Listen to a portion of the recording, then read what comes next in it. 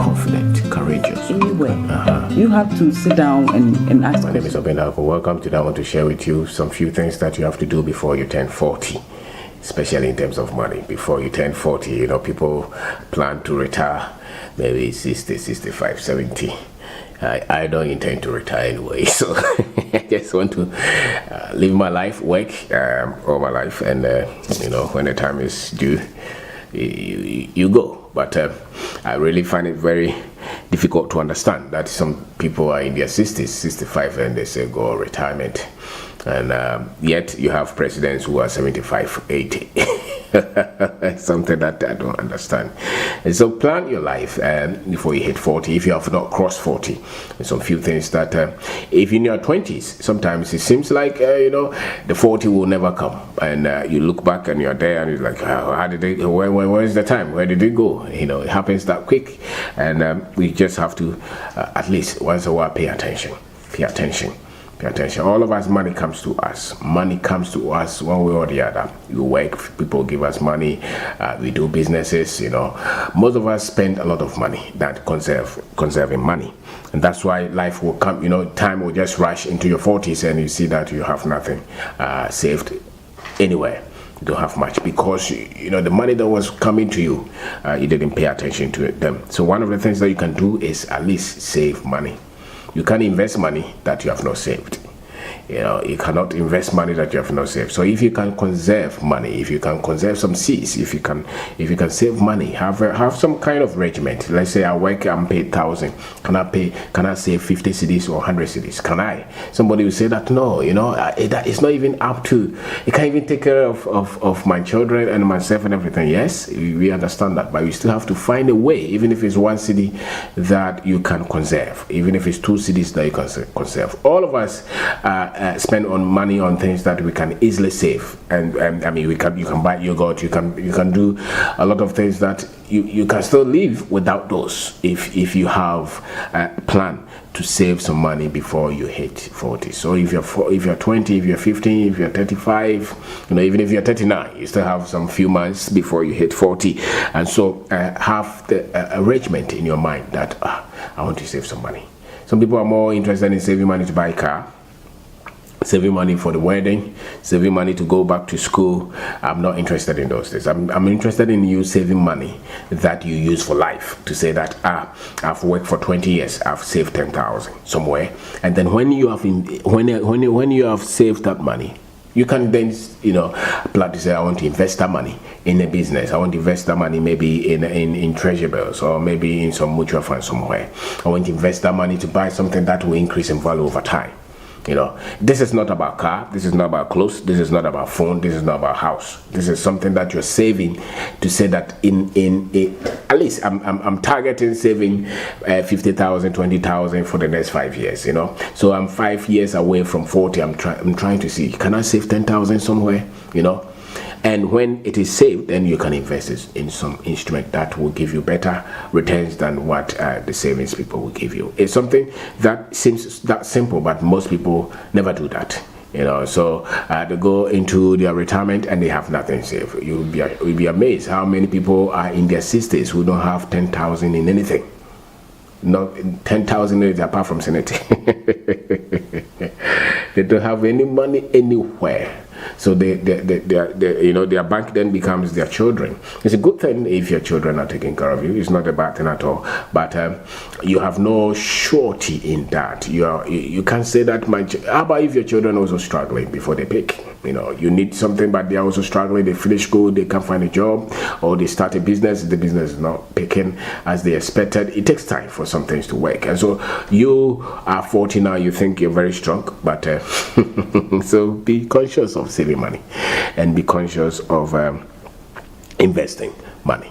Even if, you see, the thing about the difference between business and investing for your financial future is that business, you know, it takes a lot of traction, takes a lot of time. You go through a lot of errors, a lot of mistakes, and one time you start to see the business, you know, starts to pick, it starts to do well, and now what it will take somebody 10 years, you can get that money in a year, in a few months. That's good. But all of us, even if you're employed, can think of taking care of our finances. You know, we may not be millionaires, we may not be billionaires, but at least we can have a plan to save money. That will be able to take care of us if we happen to lose the job that we have. If there is no salary coming in, there is something that we all can do. And the other day, one of our boys he said that you the money that I started to receive, it made me feel like a man now. You know, it made me feel like a man. But I've decided to take a portion of his money and say that I'm going to keep this for you, and if it gets to a certain threshold, then you can put it in something different. The guy now he's talking like, every time I get up in the morning I think about it. That's the beauty about money. The moment you start to save something, you start to feel like you're now responsible. If you dissipate, if you spend all the money, it makes you feel like you're not in charge of anything. But even if you save 10 cedis, 20 cedis, 30 cedis, the skill that you are acquiring, the processes that you're going through, they make you feel like now there is something that you have under control. There's something that you have under control. So have arrangement like that. Don't just be somebody who they call a spendthrift. You just spend money. Especially if you're on a job, if you're on a salary, it's very easy for you to put yourself in that kind of category. There is always something that you can readjust. There is something that you can schedule. There is something that you can always save money from. That is true. And the other thing is that, how do you multiply the income? How do you multiply the income? How do you make more than what? How do you move from one source of income to maybe another source of income? Is there something that you can do to increase the income? Maybe 1,000 is coming in. Is there something you can do to get another 100 cedis every month somewhere without cheating, without becoming a thief? Just something because something about money is that if you're saving money, if you're saving money to invest, if you're building your financial future, one thing that will always protect that which you're saving and investing is your honesty. Is your honesty. You are not thinking of having a secure financial future when you are screwing others. That one, there is no guarantee to what you're saving or what you're investing, because by all means you'll be caught, and when you're caught, everything else that you have done will be gone. Even the ones that you didn't. So you want to do it with some level of ethics, with some level of honesty, with some level of integrity. It's very key. But then you want to do it, and you have to have a plan to do this. So how do you multiply? How do you multiply it? What are some of the areas that you can save money and put the money there? That becomes another source of income. And if you can go from one source of income to 2 to 3 to 4, you are building a future that you'll be proud of. And don't put yourself in a category where, because your friend is building a house, because your friend has bought a car, because your friend has changed the school of the children, they have changed where they are renting. You are renting in a place 300 Ghana cedis is decent. Your aim is to have a secure financial future. Why do you move? Because you have had salary increment. Why do you move from the 300 to 1,000? Because now you want to say that you're a big man. No, you're not a big man just because you have rented a nice place. You're a big man because now you have money invested somewhere. You have money saved.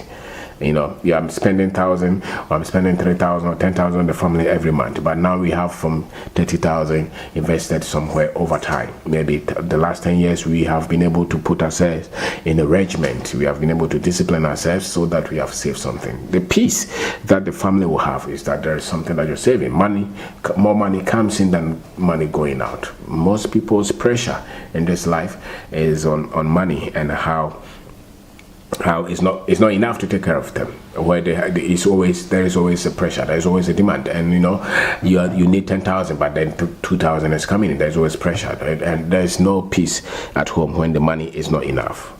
So you want to put yourself, and so you want to think of when you want to buy a car, when you want to build a house or buy a house, you want to make sure that you do it at a place where there's not so much pressure as to the daily things that you use at home.